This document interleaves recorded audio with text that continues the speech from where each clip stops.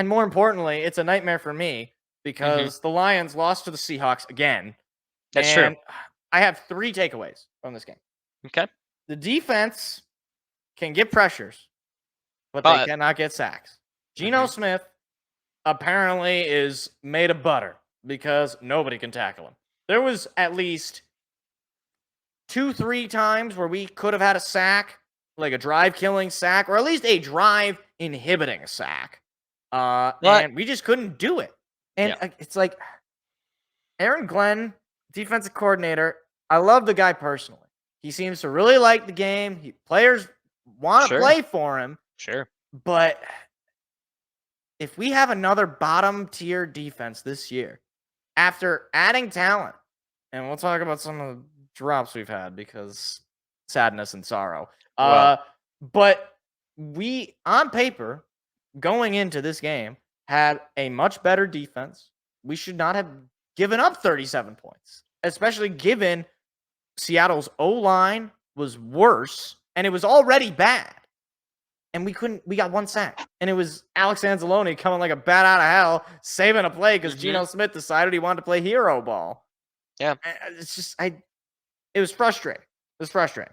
But the other thing was the turnovers. We turned the ball over technically 3 times. Although the second one, St. Brown, I don't know if you watched the game. St. Brown, it was like the end of the half. It was a Hail Mary. He caught it and he ran a little bit and the ball, he fumbled it. It didn't result in anything because it was the end of the half. The only thing it might have taken away is a potential touchdown, but I don't even think he was going to get in there. There was a guy basically right on top of him. He was probably going to push him out of bounds or he was going to fall out of bounds.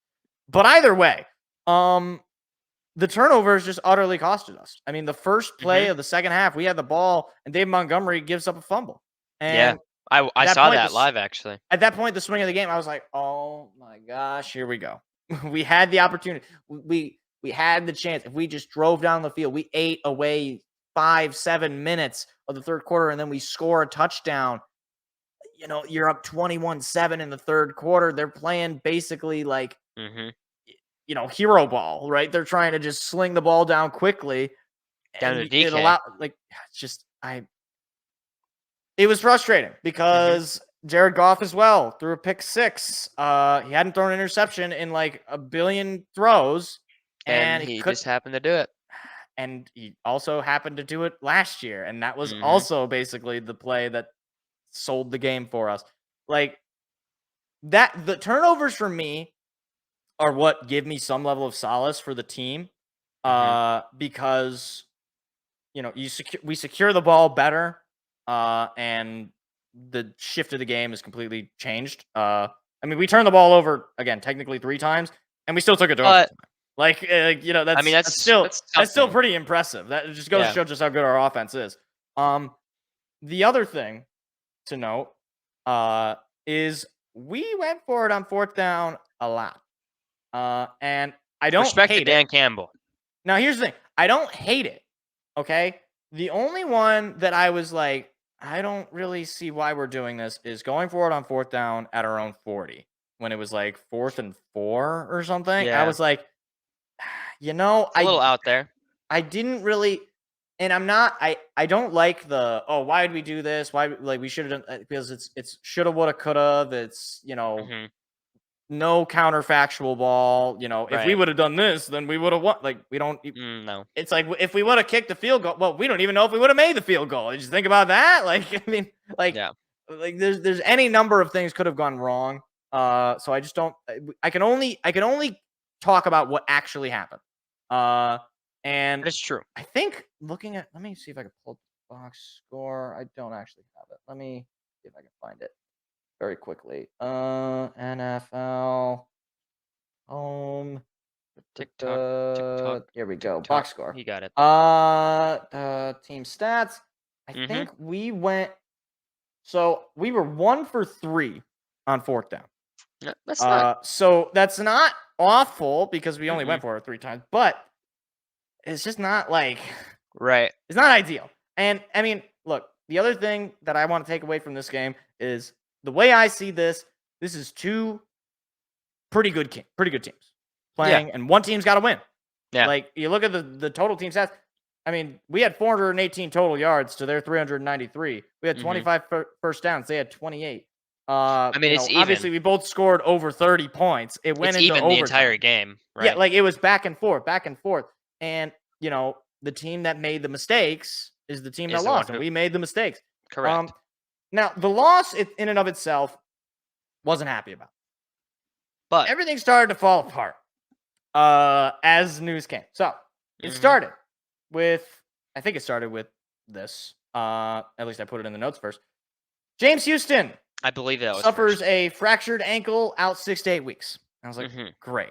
James Houston, 7th round pick out of Jackson State. Last year had like 8 sacks, something like. He was like he was like second in rookie sacks. Guy was an animal. And he hadn't gotten a sack yet, but now he's out 6 to 8 weeks, so we don't know if he will get a sack this year. Correct. And I was like, okay, he's one of our pieces on our D line, which already was struggling to bring pressure, or not struggling to bring pressure, struggling to get sacks and actually, threaten the quarterback in some way. And then there's that one. The other one, David Montgomery, quad injury. So initially it was a couple of weeks. Luckily, Dan Campbell today said that it's day-to-day. So that was like, okay, all right. Day-to-day means we could have him by Thursday night next week, which would be very good because we're going to need to run the ball against Green Bay. And we already were out Taylor Decker, and I don't know if he's going to be back. And that's another thing, our O-line without Taylor Decker. And then we lost Vaitai during that game as well. And that O-line without those two, wow. I mean, it just goes to show how good those guys are up front because we don't have a lot of depth. Offensive line. Yeah, I think minus Rashawn Slater. As soon as he died, it really is amazing. That's it. It is amazing just how good some of these singular linemen can be to the O-line. I mean, it's like Frank Ragnow, Penei Sewell. Those guys are animals. It's like if we lost either one of those, our O-line goes from like top in the league to like basically bottom. You might as well have a college line. Like you might as well just have Michigan State's O-line. And the one that hurts me so much in ways I cannot even mentally, spiritually, physically describe. CJ Gardner-Johnson, my spirit animal, the ski mask man, the man, the myth, the legend, out potentially for the season. Now he's out indefinitely. Today he was put on injury reserve. And this one, I am very sad. Not because, like, CJ, he's already a fine player. And, I mean, we have some depth at the DB position. We have Brian Branch. We have Kirby Joseph. We have guys. They're not all good. But they're certainly not all good as him. But yeah, they're there. He represented something more than just a DB. He was the spirit of the team. Everyone was sort of describing him as Rasheed Wallace for the Pistons back in the day. But Rasheed Wallace was not the best player on that team. No. CJ is not the best player on our team now. Correct. But he sort of embodied the spirit of the team. And to lose him for the season is so awful, especially given that we only have him for this year. So if he's out for the season, he's gone. We're not going to re-sign him. If he has a season-ending injury, there's just you're not going to re-sign him.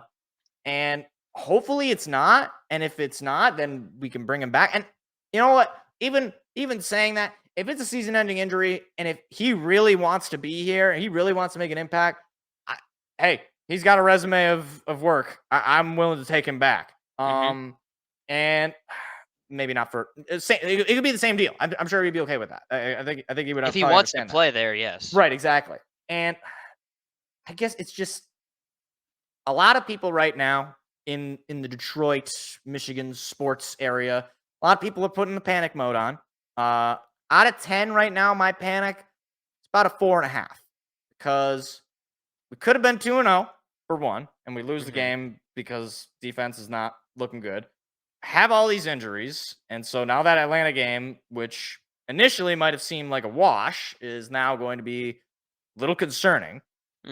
So, and we also play like back-to-back with the Atlanta and then on the road to Lambeau to play the Packers, who are also a team that scares me because, my God, they might actually have another good quarterback in Green Bay, and I just can't mentally take that. Well, of It's course just not fair. It's just like there's Yep. got to be some rule against this. Mhm. It can't be right, Seth. It can't be. So But it is. But yeah. anyways. So with Yep. all that being said, sadness, sorrow, all around, this is generally a very uplifting show. Hey there, what you just watched was actually a clip from a larger show that we do every Tuesday night. What are you doing Tuesday night? Go ahead and hit the subscribe button and the like button so that you don't miss out on any more of our weekly shows every single Tuesday at 7 p.m. Eastern Standard Time. Hope to see you there.